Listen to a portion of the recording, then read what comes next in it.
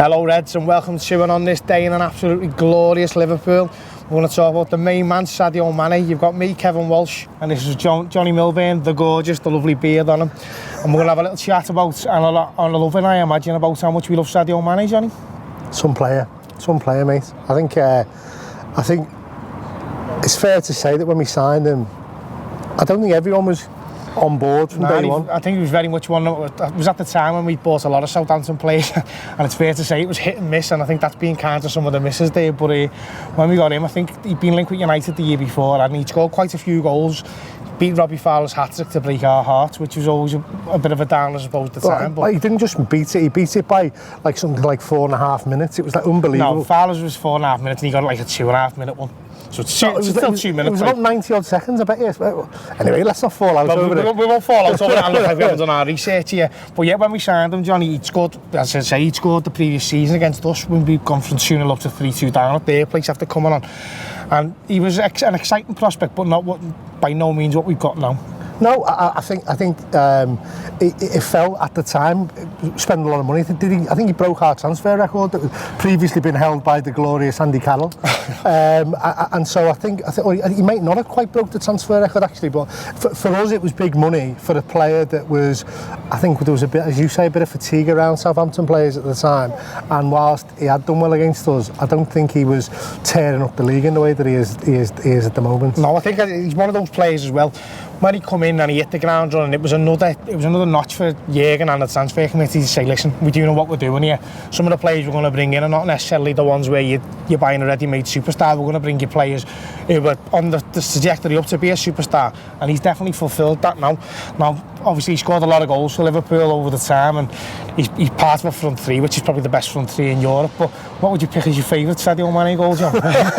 This is an easy one, isn't it? Well, I think in a season where he backheeled a goalie and made the goalie look absolutely ridiculous, and then he goes and does what he does in Munich, to still cling on to my favourite goal being the one he scored at Goodison a couple of Christmases ago, it says something about the importance of that goal to us as local fans and the esteem that he's held in. I think the Mané derby, whatever it was, 90 plus 4 was Mané, wasn't it? God bless him. Yeah, and I think that will, in terms of how it made me feel and the importance of it being a game winner the way that it was, I think that'll live long in the memory. Definitely, and that's 100% my favourite one as well.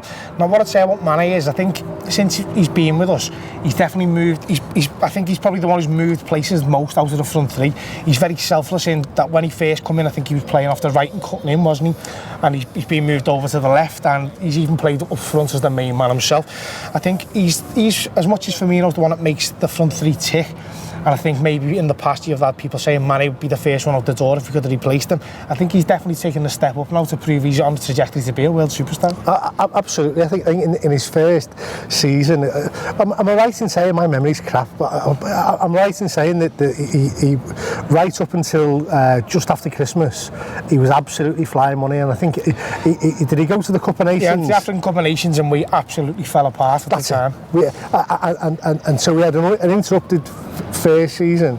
Then his second season was slightly interrupted by injury, if I'm not mistaken. Yeah. But it was like, all the talk was, we need Sadio Mane to play on the left, and we got Mo Salah, and the idea was let's hope he's as good as Sadio Mane. And last season, you would have said Sadio Mane, Mo Salah's absolutely had his kicks down. But I think this season, he's really come into his own, and he's up there at Salah's level, I think, now. Well, I think that's a big part of it. The fact that him and Salah are both from Africa, I think the fact that they both play in a very similar role.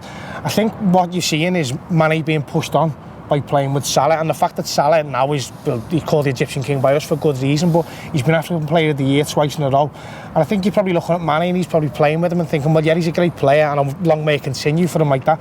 But I think he's used that himself to push it on and say, well, listen, if he's had that and if he can be African Player of the Year, I want some of that. And I think you're seeing now that it's coming to fruition where a player is being pushed on by his teammates who he's out himself. You hear players talk and they say, when you've got a brilliant mercurial player in your team, he makes everybody else lift their game, and you can imagine that if you're Sadio Mane, you make other players around you play better. And then when he sees Mo Salah go and score whatever it was last season, 40 odd goals, he probably thinks, I want a little bit of that as well. And I don't mind saying I've got a bit of money on Sadio Mane to be Golden Boot winner this season. Oh, well, fingers crossed he'll actually get up there for it. One of the other things about Mane, which always comes across whenever you speak to anybody about him, is the way he's taken the city to his heart. He's obviously a very humble fella. He loves the Asda, doesn't he? He loves the Asda and he loves babies, apparently. I think maybe he goes in the Asda and says, listen, I'll offer a mobile creche for you. I'll just follow you around in my full rig out, just carrying your baby. I've seen more pictures of Sadio Mane with babies than I've seen of my own kids. Yeah, we were lucky on my birthday, really. He walked into a restaurant where I was having my birthday dinner, and me missus called him over. Ever the shy, ever the shy and retired one, Nicky, isn't she? Yeah, so she like called him over and he had a picture taken with us for our birthday, like, and absolutely lovely fella, like absolute business. And I think you're right. You can tell he's enjoying the city. He seems really settled. He's based in the city. I know a lot of the players come in and out from the Alderley Edge area, but he's based himself in the city and seems really happy with it. I think that's worked for him as well, because we've seen a little bit with Naby Keita when he's come in. He doesn't seem to have settled as quickly. It's unfortunate, but I think him and Mane are friends, so I think it's a bit strange that they put Keita up in Formby. But I think, as you say there, the fact that Mane he's put himself right in the middle of the city, he's involved, he's not scared to go out, he doesn't mind meeting people, he'll take the pictures wherever you need it to be, he'll hold your baby if you need him to do it. And I think going forward, he's being linked, there's been a lot of links to him for him to be moving away. I just don't, he's being linked with the world superstars because he is a world superstar now. Yeah, he's now definitely in that bracket, and I think if it had been a version of Liverpool Football Club maybe 4 or 5 years ago, you'd be nervous now, very much thinking so. This guy's going to go and fulfil his ambitions elsewhere. But I think this crop of players can genuinely see themselves fulfilling all their ambitions here, and there's no big pull to clubs like Real Madrid where things are far from certain. So I think we're in rude health, and it's thanks to having players like Sadio Mane on the books. Very much so. So Sadio, happy birthday, my mate. I've no doubt you've got a big smile on your face. I hope you got a lovely big birthday. I'm going to come round to yours for your birthday, and you can have a picture taken with me. See, look at that. What better birthday present could you wish for? So on this day, Sadio Mane, happy birthday to you.